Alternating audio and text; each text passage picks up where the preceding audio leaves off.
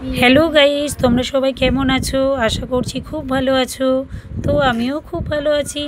আজ আমি তোমাদের সাথে যেটা শেয়ার করব তা হলো, আগের ভিডিওতে তোমাদের সাথে শেয়ার করেছিলাম আমরা মহিলা কমিটির পক্ষ থেকে রাধাকৃষ্ণ নির্মাণ কমিটিকে আমরা কিছু আর্থিক সাহায্য করেছিলাম। এবার আমরা দেখাবো আবার তারই দ্বিতীয়বারই আবার একটা পুনরাবৃত্তি ঘটল।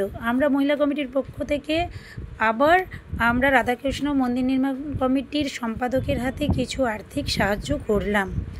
হ্যাঁ, তো আমি চাই তোমরা সবাই আমাদের আশীর্বাদ করবে যেন আমরা আগামী দিনে আমাদের মন্দির নির্মাণ কমিটির হাতে আরও কিছু আর্থিক সাহায্য করতে পারি।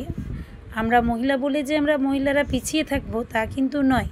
এভাবেই আমরা মহিলারা সমাজের নানান কাজে এগিয়ে যেতে চাই, আর সেটার জন্যই আমরা তোমাদের কাছে অনেক অনেক ভালোবাসা আশীর্বাদ পেতে চাই।